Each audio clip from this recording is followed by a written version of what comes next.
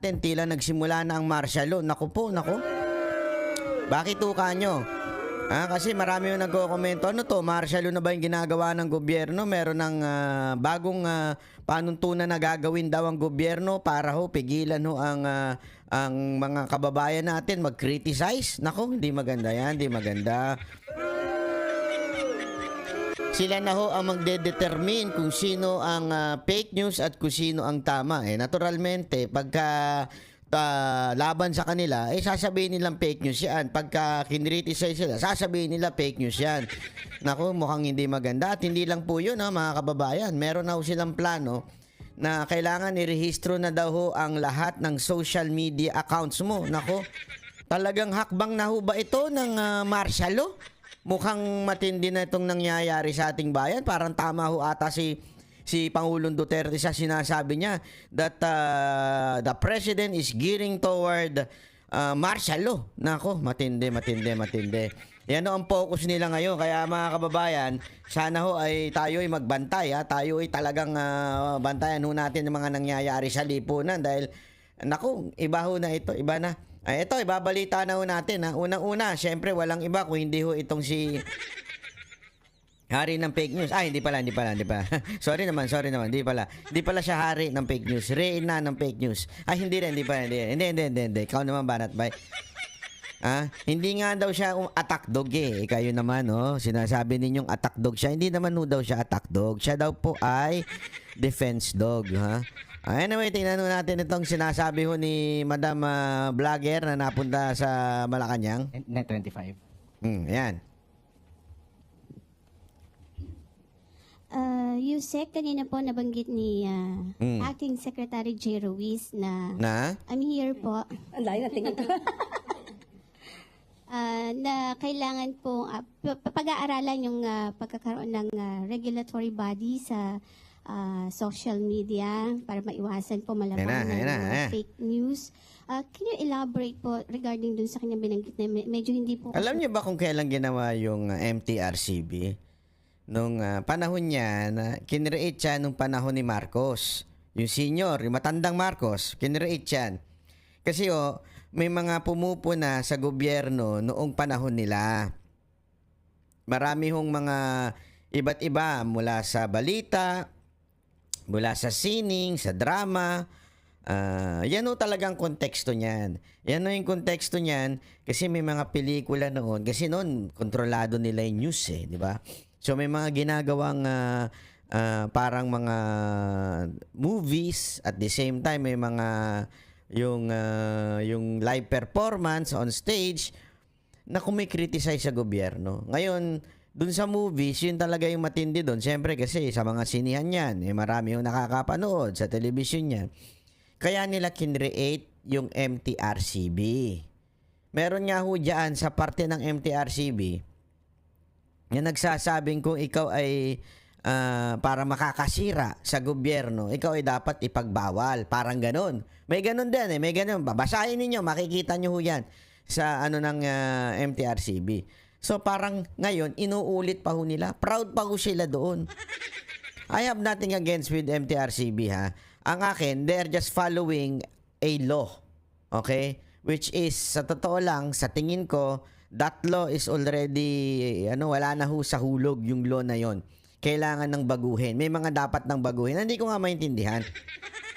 Bawal mag-criticize sa gobyerno para gawin nila ang tama.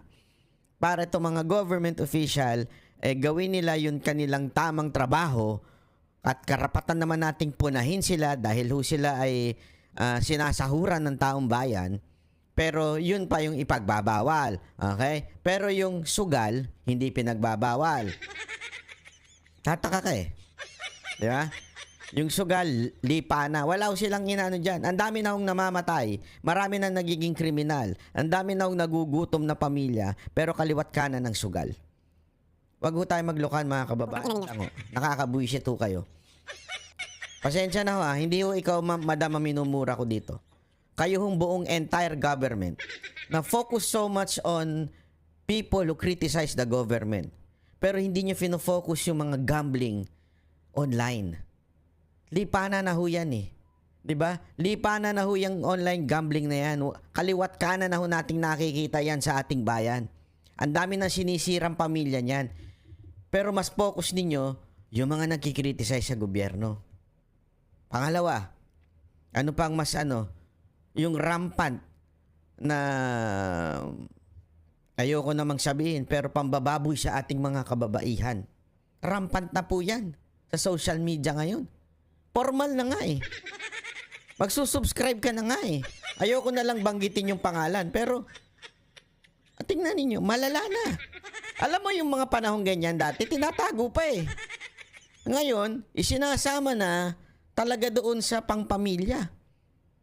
Oh, 'di ba? Alam naman ho natin yung pangalan ng kumpanya na yun. That company before what's really focuses so much on maayos na entertainment. Ngayon, wala na. Tsuktsak ang kaliwat kanan, pinagmamalaki pa. I mean, there are other things that you can focus on kesa yung ito nagkikriticize sa gobyerno. Di ba? Ang dami niyong pwede gawing batas para masupil itong gambling online at saka itong mga kalaswaan online. Dami ho niyong pwedeng gawing sanang batas tungkol dyan. Kesa naman yung para lang pigilan itong mga nagkikriticize sa gobyerno. Tama, mali? Nakakainit ng ulo, shit. Masyadong kompleto kung paano po ang gagawin natin. Actually po, dapat makipag-ugnayan din po tayo, makipagtulungan po tayo sa mga mambabatas po natin, sa Kongreso. Kasi sila din naman po yung gagawa ng batas dito. Yung pong sinasabi natin na magkaroon ng regulatory body, sa palagay po namin ay napapanahon dahil tayo po sa mainstream media, tayo po ay sakop at nare-regulate po ng MTRCB. Kung tayo po ay miyembro ng KBP, meron pa rin po tayong KBP. So sa tingin po natin, sa ating palagay, ang pagkakaroon ng regulatory body, separate na regulatory body for the social media, ay napapanahon din po para po maiwasan yung mga pang-aabuso. Hindi po natin pipigilan yung mga opinyon na naaayon naman po sa batas, kumbaga opinyon na lihitimo. Kung ito man ay kritisismo, yan po ay dapat lang na irespeto. Pero iba po kasi yung sinasabi natin na paninira ng walang basihan at kung ginagamit man po itong mga troll army sa paninira, ibang usapin po yun. Sandali. Kung troll army, bakit hindi nyo tanungin si Marcos? Siya nga mismo nagsabi niya ni. Binabati niya yung mga troll eh. May video ho siya niyan. Ba't hindi nyo siya punahin? Yung boss mo, punahin mo. Ako, totoo lang against din po ako sa mga iba't ibang klaseng